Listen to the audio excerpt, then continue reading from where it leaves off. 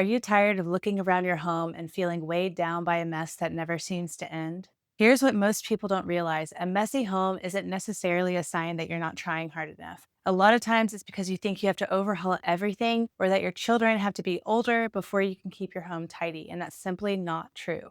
There's a better way, and it's much simpler than you think. I used to feel like I was drowning in clutter and to-do lists, and I could not get a handle on the mess. But I discovered three simple 10-minute habits that changed everything.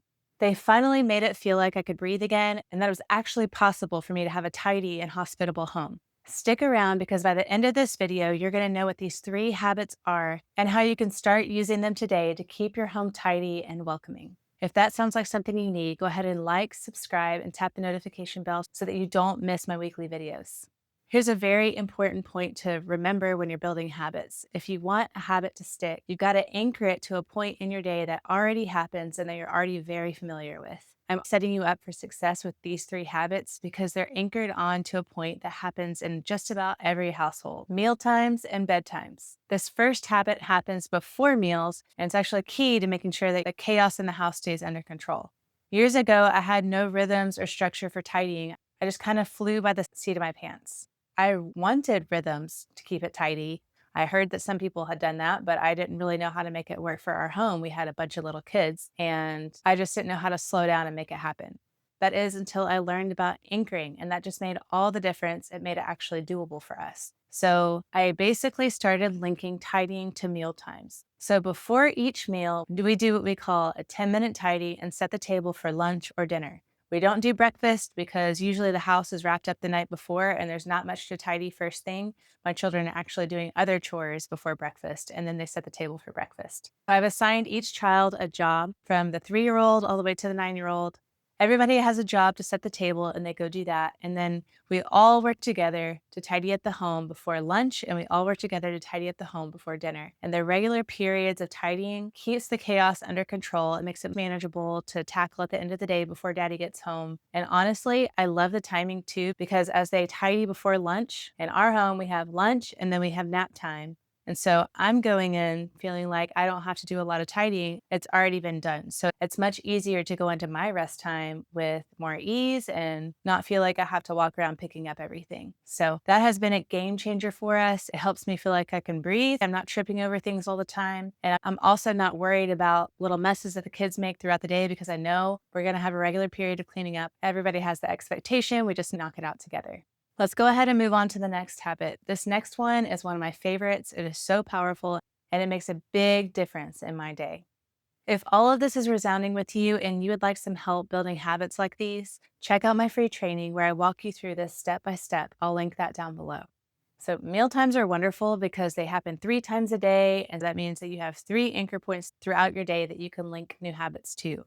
But the fact that it happens 3 times a day also can mean that it can turn into chaos very quickly if you're not intentional. For me, meal times used to be quite the pain point because over the course of the day, if I didn't get a handle on it right away, that just meant that it built up throughout the day until I was completely overwhelmed by the mess in the sink and on the counters. It was chaotic and it was frustrating until I adopted the simple habit of tackling cleanup after every meal. We've been without a dishwasher, but now we have a dishwasher. Either way, the sink has to be cleared out and the dishes are either put in the dishwasher or they're dried and put away after being washed. The second thing that I like to do is make sure that the counters are cleared. So that means ingredients have been put away. Usually I try to actually do that as I'm cooking. When I'm finished with it, I just put it away so I'm not having to do it all at once.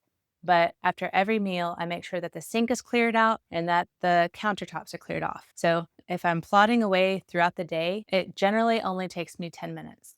Another thing that we have that this habit actually turned into is something that we call scamp time, which stands for Speedy Clean After Meal Party. I got this from Katie Vogtberg's mom. She's from Now That We're a Family podcast. Love them. Go check them out. They're awesome.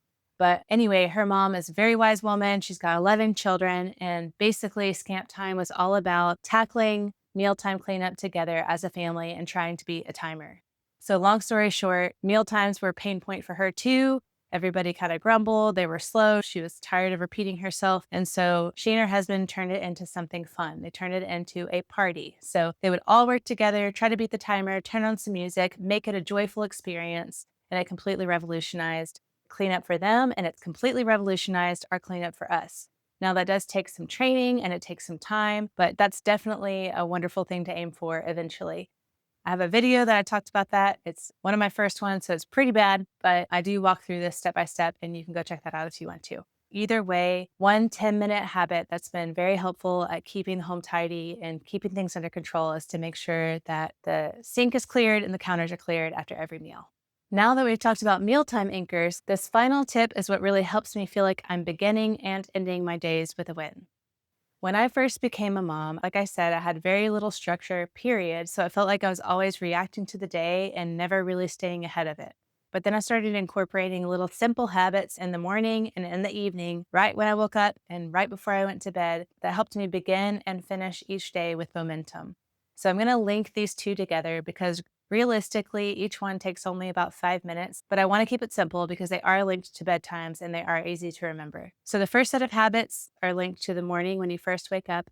These habits have included making my bed, clearing my nightstand, and straightening up the bathroom. Even if the whole rest of the house is a mess or you're tired or stumbling through the morning, starting out the day with making your bed and clearing off a nightstand just helps you start the day feeling like you've accomplished something. It takes very little time, but it makes such a big difference on how the day feels. The next set of habits is to end the day with a win, and this really sets you up for success the next day. The two habits that I consistently do in the evening to set myself up the next day for success is to tidy up the living room because that's where I like to sit and have my time in prayer and in the Word the next day. And I like to wrap up the kitchen. So we've already talked about clearing the counters and the sink. Well, on top of that, I like to make sure that the coffee's made, our Berkey is filled, and just everything's completely tidy. The food's put away.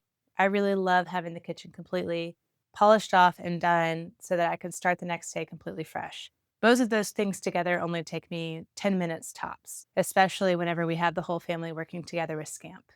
If you'd like a little bit more guidance on building a solid morning routine and evening routine, I created a couple of videos that talk about that. I'll link that down below because I am a big believer in a good morning and evening routine. It makes a huge difference in your day. But what I've talked about today is the bare minimum of what I will do each morning and evening, and it only takes 10 minutes, and it makes a huge difference in how the day feels. So here's a final recap. These 3 10-minute habits: a quick tidy before meals, the 10-minute tidy and set the table, after meal cleanup, and simple morning and evening resets are powerful and effective because they're anchored to rhythms that you already have in your day. The good news is that you don't have to overhaul your entire home or to wait for a different season of life like when your kids are older. You can start today right where you are with these small but consistent steps, and it will change the whole feel of your home. Remember that progress is not about perfection. It's about building steady, consistent habits that move you and your home in the direction that you want to go. Small but consistent habits lead to big changes and lasting shifts in your home. I hope that you found this helpful. If so, please let me know in the comments below. I would love to hear your thoughts, and I would love to hear what you would be blessed by in future videos. And don't forget to like, subscribe, and tap that notification bell. Thank you so much for watching, and I'll see you in the next one.